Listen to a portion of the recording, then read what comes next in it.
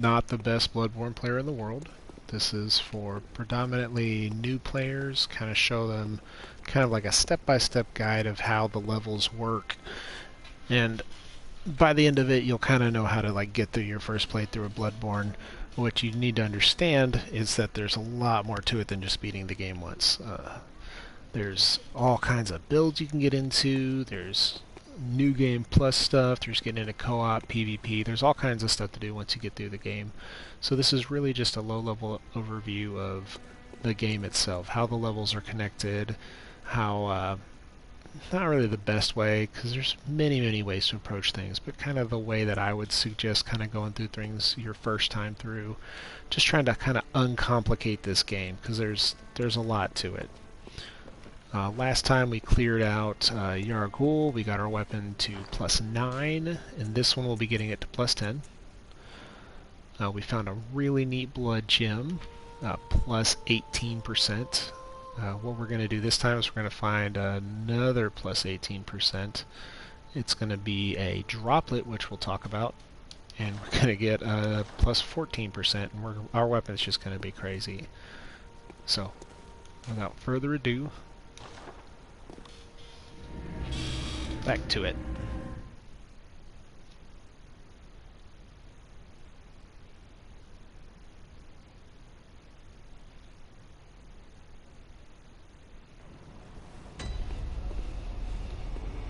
Ooh, I went to the wrong lamp. Don't go to the wrong lamp, that's lesson 1.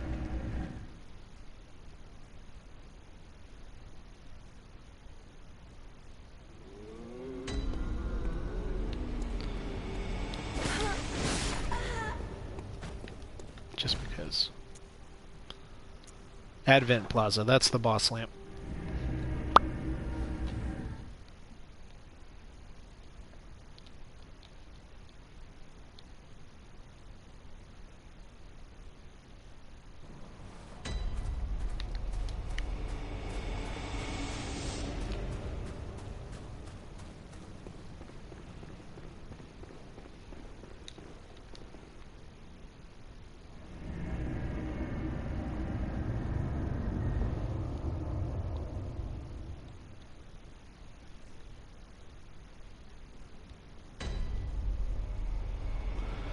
So this is the nightmare. Well, it's not really the nightmare of Mensis, but this is in the nightmare.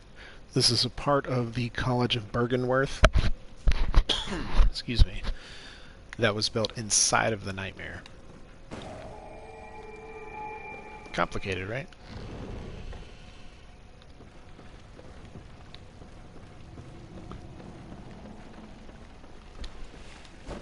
These are the students that got stuck in the nightmare. Yeah, we're not going to fight them anymore.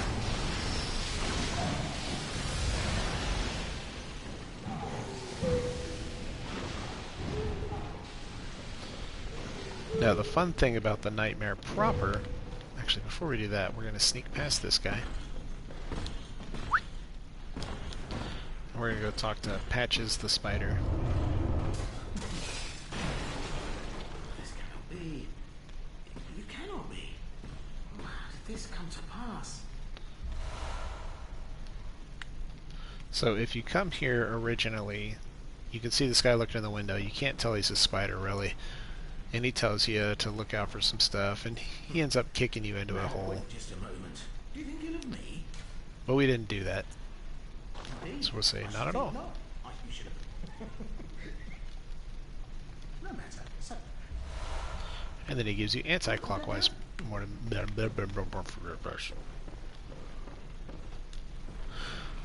If you remember in the Forbidden Forest, or woods, we got clockwise metamorphosis, and that gave us an increase to our health. Anti-clockwise gives us an increase to our endurance. So we'll be going back and putting that rune on there. There's more of those two things specifically is always good. So leaving the college, you enter the nightmare proper. And it's not a real door, as you can see.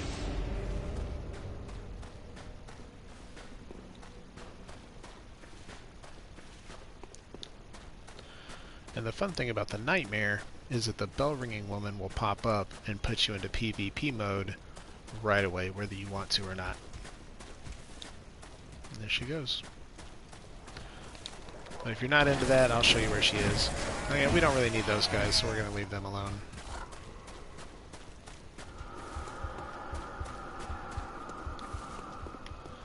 Another fun thing about the Nightmare is frenzy all the time.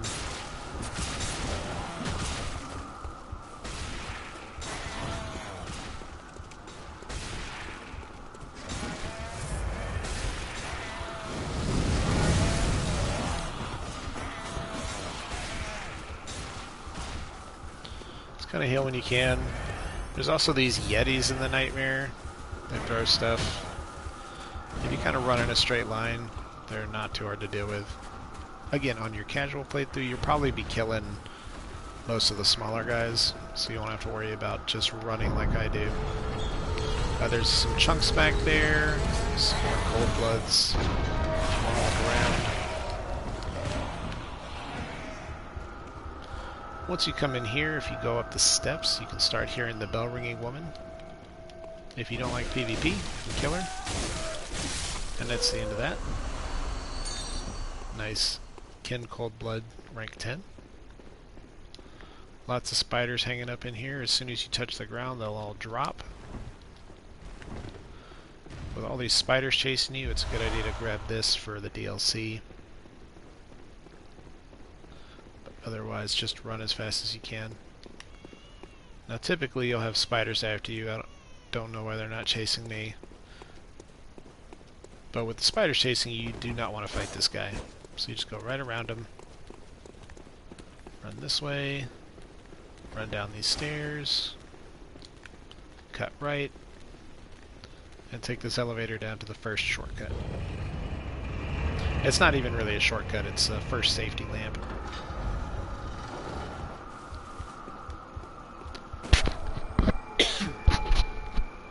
But all the shortcuts are tied to that lamp, so it's a good one to get.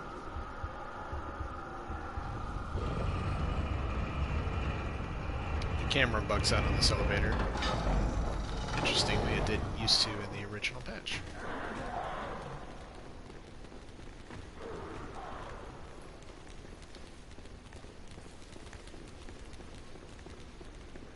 So we're just going to go straight through the level.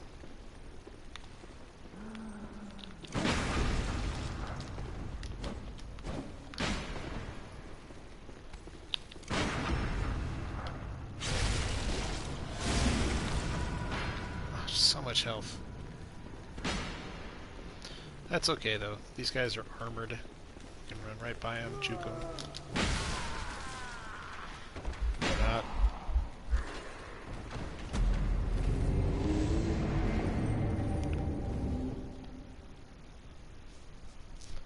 I'm probably gonna have to kill that one, huh? Thanks, Bloodborne.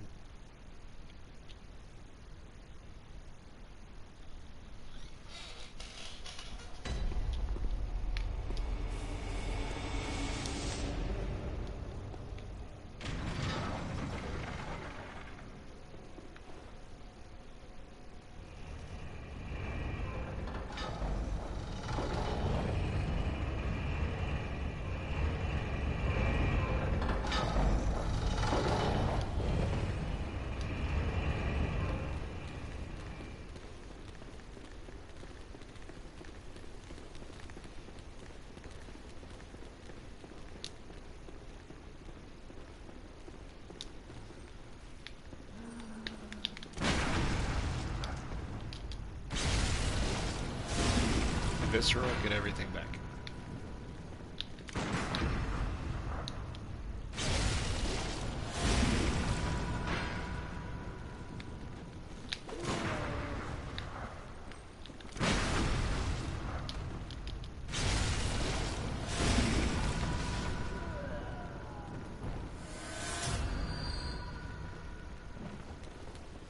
Like I said, parry timing, it's not that big a deal. Oof.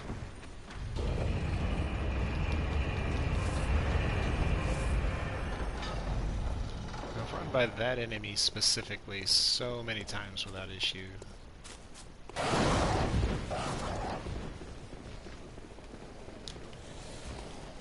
So our stuff's not really going to get juiced until after this first boss, but in between that, you can roll off the ledge into this, pull this bird dog thing, pick up this gem,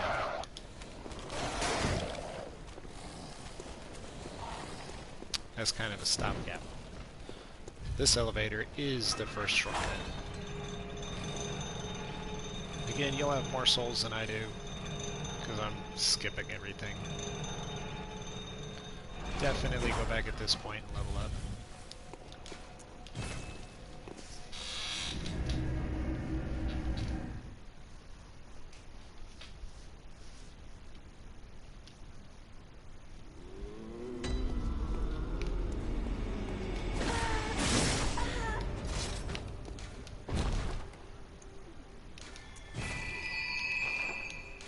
I'm gonna go buy some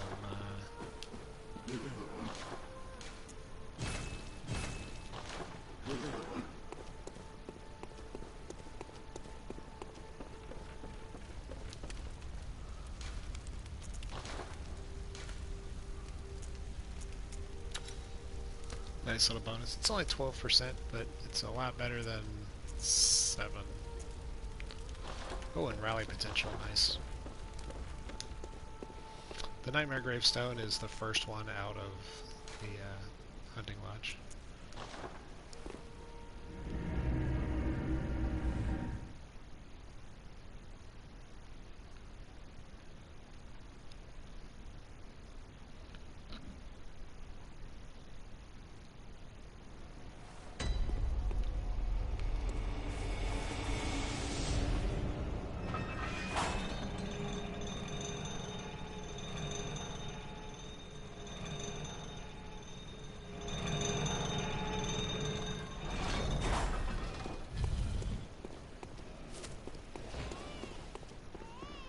And this is the first boss in the Nightmare, Mikolash. We'll talk about how to get him. He can be extremely annoying. But we're not going to let him be.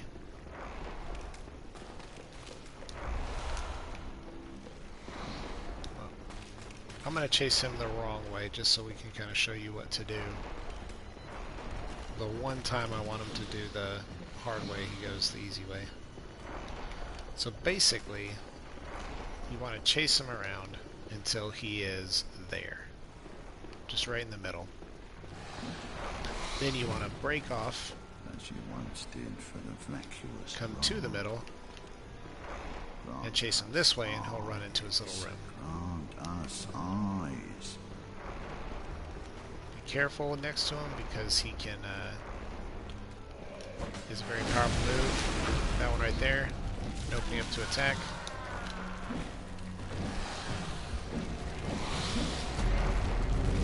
Yikes. The puppets don't respawn, so it's good to focus on them first.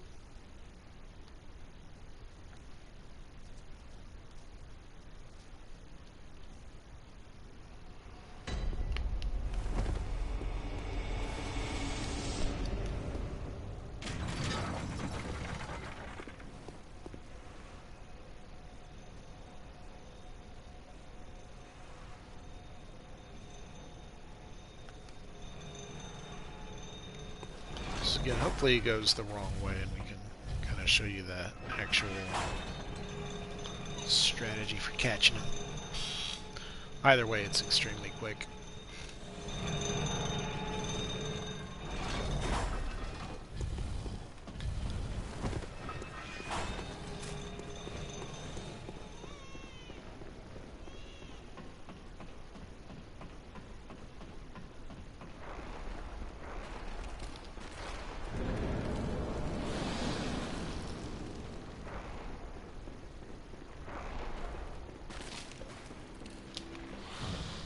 Yeah, there he goes.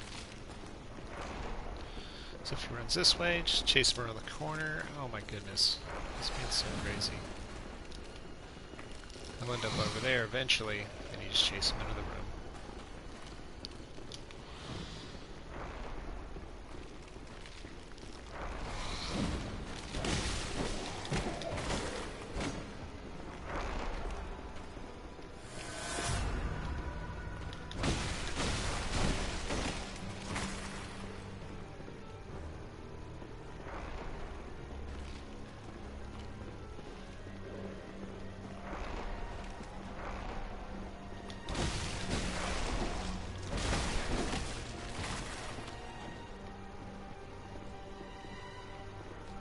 Alright, so with the puppets clear, it's all about Mikolash. The main thing you're looking out for is this. When set's done, you can pretty much stagger them. Leave yourself enough to bail.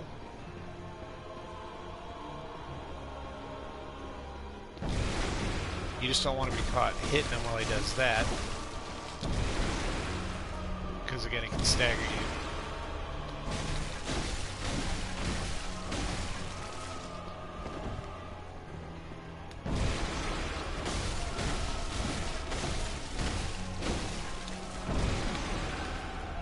First phase, real easy. You can even just walk around in the circle, you don't super need to dodge.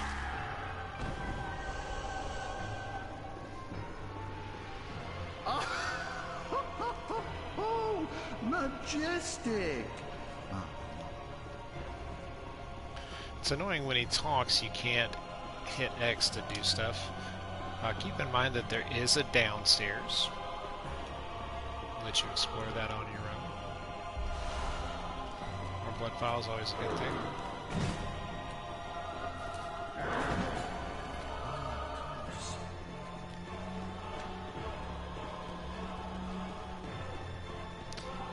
Now he's gonna run. He's doing the opposite of everything he normally does. Anyway, sometimes he'll chase him into a mirror. When he goes into the mirror, the only thing you gotta know is that he'll always come out of that mirror down there. When he does, he'll be standing right there.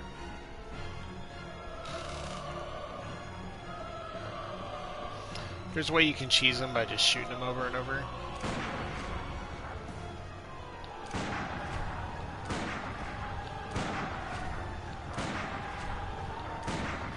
But that takes forever. So what you want to do is position yourself between, or he's between you and this archway. When you drop down, he'll run into it. And lock you out.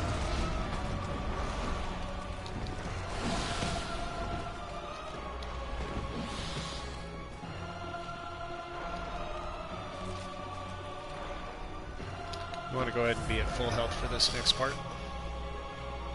Typically, at the start of this fight, you'll chase him up here, and he'll turn left and jump into this mirror.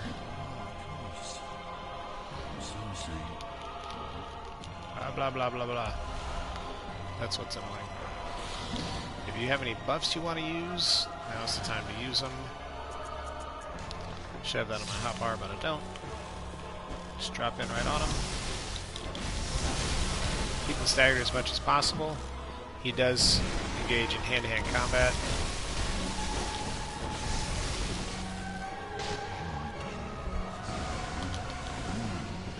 That move can be hard to avoid. Just kind of back up away from it and dodge. It shouldn't hit you too bad. What's he doing? He shouldn't do it if he's real close.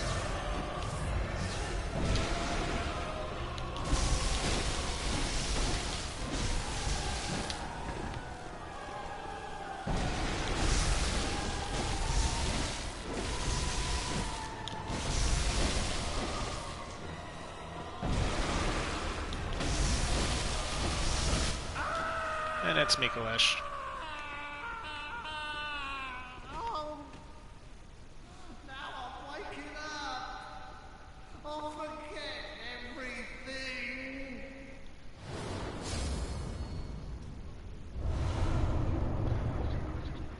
Hey, whoever tuned in, can you tell me if the sound is okay? In everything I've done up to this point, the game has been super loud and I've been extremely quiet.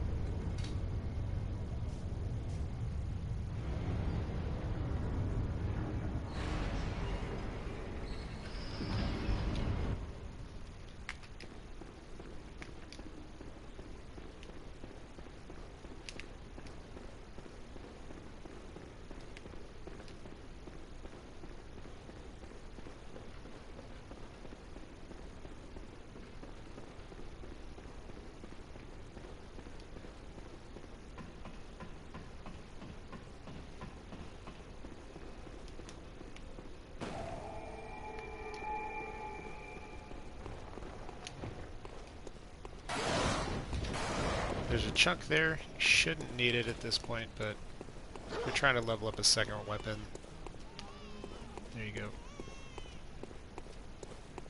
You can hear all kinds of things. You can hear the baby crying. You probably heard somebody say la la la. We're gonna go meet those guys now. This is a kind of a tricky jump. You'll see this window right here is open. You kind of want to wait until it looks like it's too late and just jump out.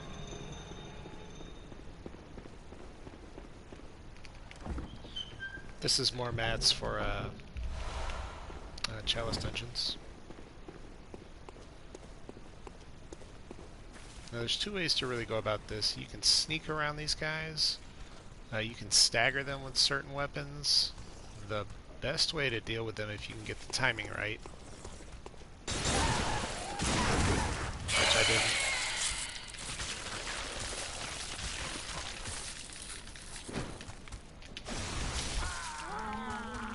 is to shoot them, and then your frenzy will go off while you're in your visceral animation.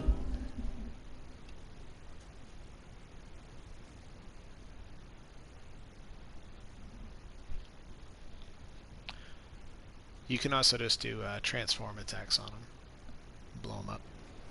You'll still take the frenzy damage, but it's a little bit easier. You can also just run through there and heal yourself from the frenzy, which is what we'll do this time. The thing to note about these guys specifically, if you farm them, they will drop droplets, which are blood gems that can go in any slot, which is really nice because I've got a waning slot, which does, it's hard to find a physical waning gem, so you just get a physical droplet gem. Too easy.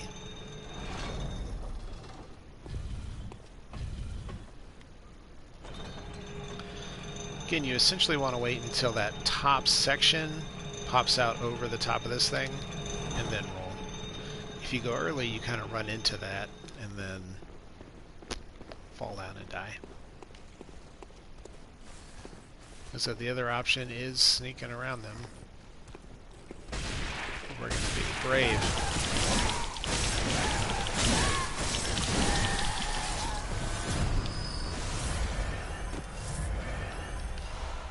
Let's see, cursed damp blood gem. Alright.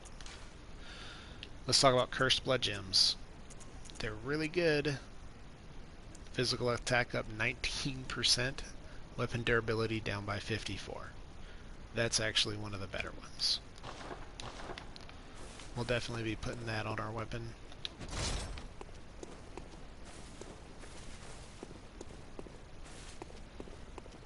Now we're just going to run by the rest of this nonsense. Just sprint right by it.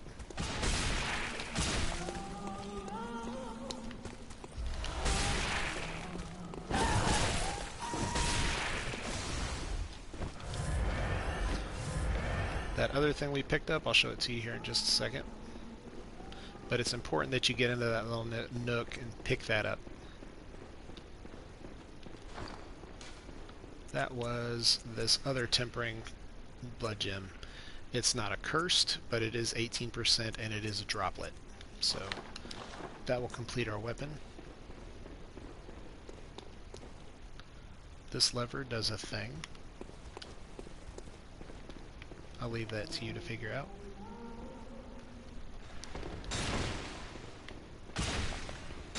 Over in that chest is a hunter tool called the choir bell. It heals you.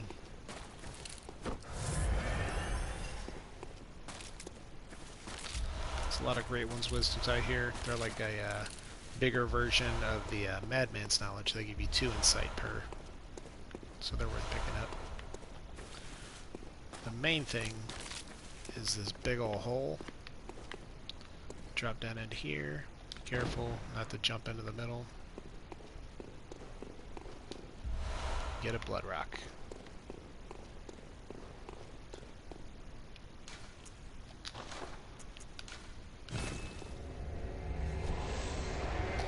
And now is a perfect time to use one of those things.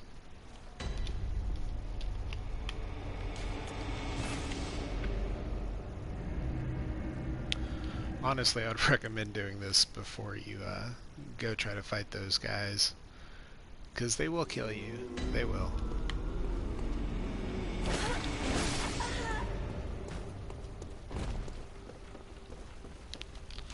So the Blood Rock allows us to get this to +10. It's as powerful as it's going to get. So Blood Gem Fortification. This is going to replace the 12% with the 18%. In the waning slot, we're going to put the 19% weapon durability down by 54. That means we will have to repair it more, but we don't really have to repair weapons as it is that much. Like I said, I've been using this one the entire game, and it's not down at all.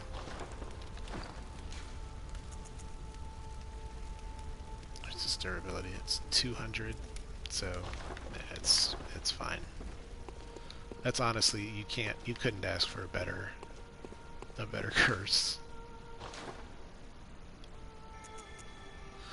So this is how you tell what you should level up. Obviously, up to 25, that's the soft cap for strength, which means once you get to 25, you get less of a benefit for adding more strength after that. The soft cap is the same for skill, so you would think that maybe after you've hit the soft cap, maybe it's better to go into skill. Well, if you go to skill, we see that adds 1 point of damage. Strength adds 3. So strength is still where we want to be adding points. Like I said, we've got our 1,000 hit points, we got all the endurance we want. Now we're just going to juice strength all the way up to the hard cap of 40. The hard cap at 40 is also another soft cap. The effectiveness of strength at that point just falls off a cliff.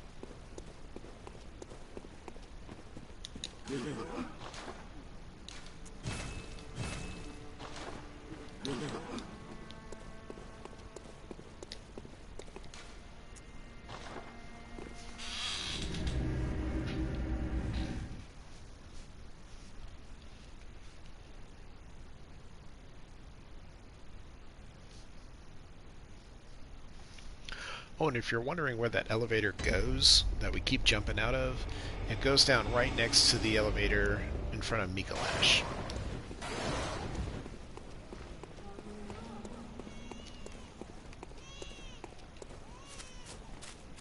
So our Shadow of Yarnum friends are here, just out about as enemies. We got a new bell ringing woman.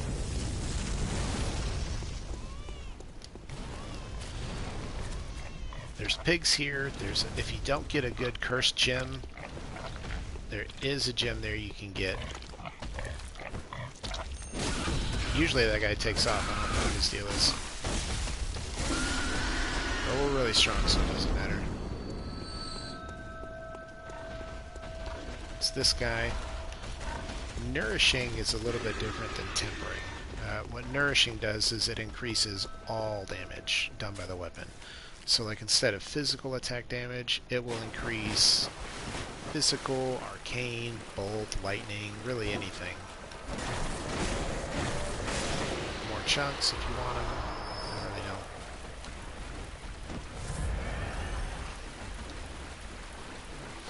don't. Also, those pigs are a great XP farm. So it's the only thing I've killed and I'm back over 10,000 XP. Here's the bell ringing woman. You want to kill her quick? She's hanging out with 2 shadows guys.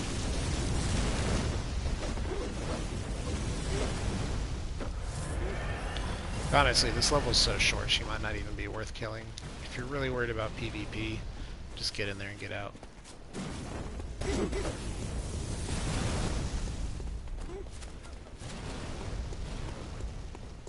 This is a ghost. She's fine.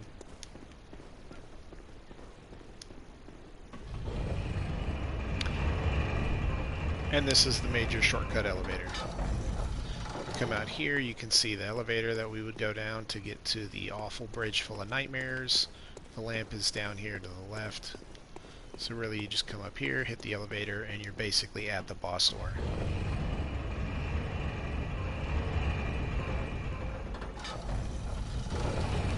We're going to send that back down just in case. I haven't been having really great luck with bosses tonight. So this is Queen Yarnum. Queen Yarnum is a Thumerian, if you look at my chalice, you see I have a Thumeru chalice. The Thumeru were a progenitor race to humans who made contact with the old ones, the old gods basically, the Cthulhus of our Bloodborne world. They ascended and they attained power and all kinds of stuff and had a really good thing going, and then they all died for some reason. But Queen Yarnum ended up dead and pregnant, but also not quite dead because of how old god logic works. So she was found in the Thumeru dungeon by the Bergenworth College, and her baby was removed. Her baby is Murgo, I think. And so essentially we'll see what's going on with Murgo in a second, but she's basically waiting for something to change. Murgo was taken from her to try and help current day humans make contact with the old gods in this kind of nightmare college area. She's not super into it, obviously. They cut her baby out of her dead stomach in a nightmare realm. That doesn't sound super fun. But since old god logic is kind of weird, her baby is invisible. But they can't just have people coming and grabbing her baby. So the people that made the Nightmare College created for her a protector.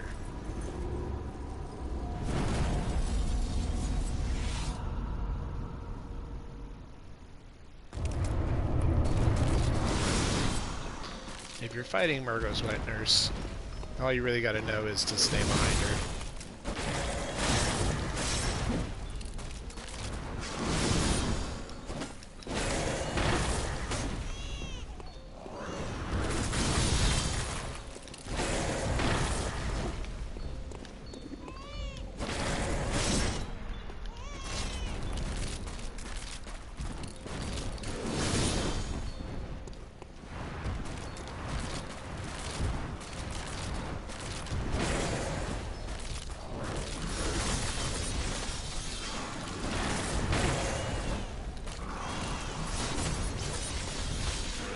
Literally just stay directly behind her the entire fight.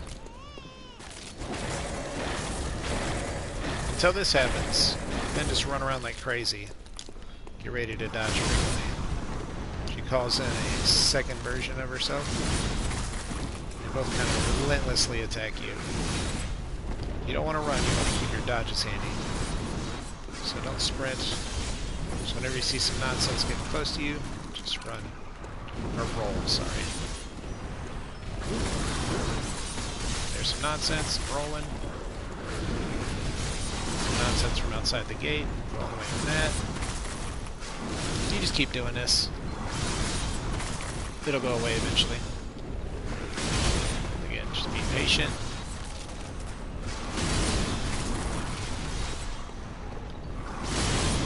Stick to your plan. And we're good.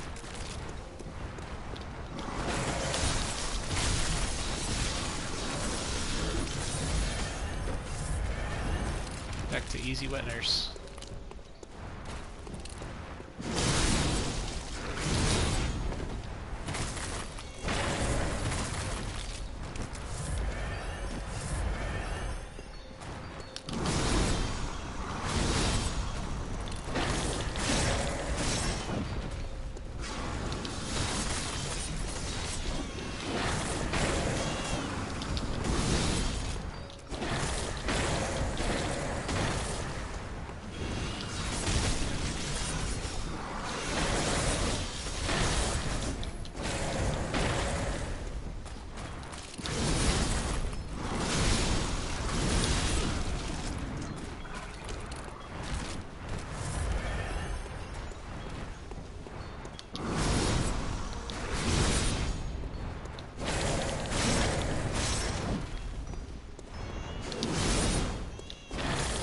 She's all about kind of learning the timing of her attacks and just finding a way to get behind her. And then surviving that little nightmare phase. Oof.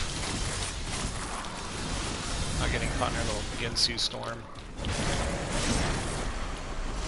Very manageable. Don't get greedy. Too easy.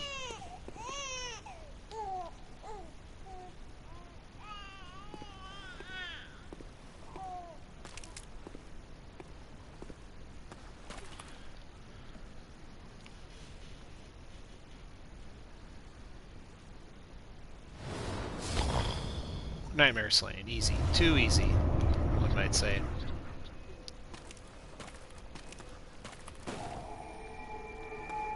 Now you've got your second 1/3 umbilical cord.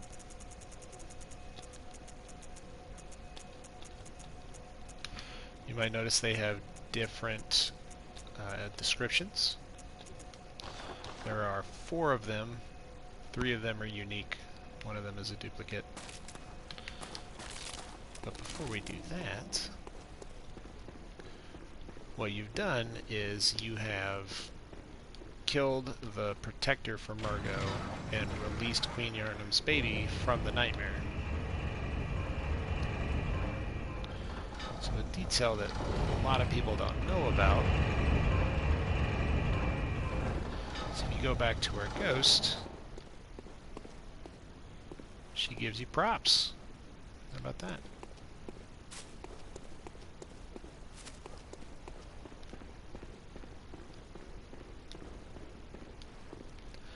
Now, at this point, you've essentially beaten Bloodborne.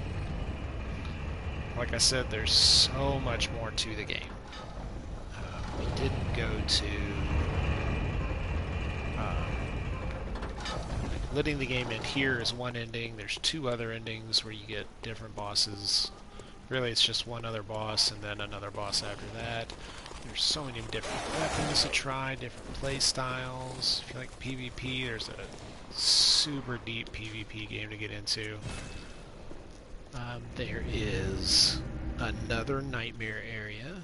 There is a spooky castle area you can find. There is the Upper Cathedral Ward, which is that key we got, which you can start learning more about, like, what the, I guess you don't really learn anything up there. You kind of do. You kind of see, like, what the church is founded on in that area. We also didn't go into the DLC, but we probably will go into the DLC next time. Again, there's nothing really we can do to make our weapon better than what it is. It's as juiced as it's gonna get, especially with that amazing weapon durability down. Let's see if it even needs to be repaired still. Yeah, it needs to be repaired. Oof. So that could be annoying, but so some of the other curses you might see are going to be things like you might have minus 10% damage against beasts or kin. Beasts are going to be anything that's more earthly, like the werewolves, the big rats, the humans that have kind of gone crazy. The kin are going to be more of the like alien-looking guys, the Thumarins, like the bag person. Rom would be a kin, and like Gascoigne would be a beast, basically. It's how that breaks down. So to reach the cap, you basically want to keep dumping into strength until you start seeing it not jump up by 2 or 3. So there was 3, 2, 3, 2, 3. So strength is still a very safe bet. That's basically it. So to end the game, all you have left to do is walk through these gates.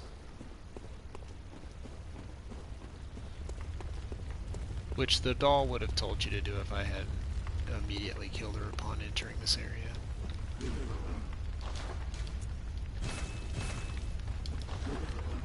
I'll buy a bullet.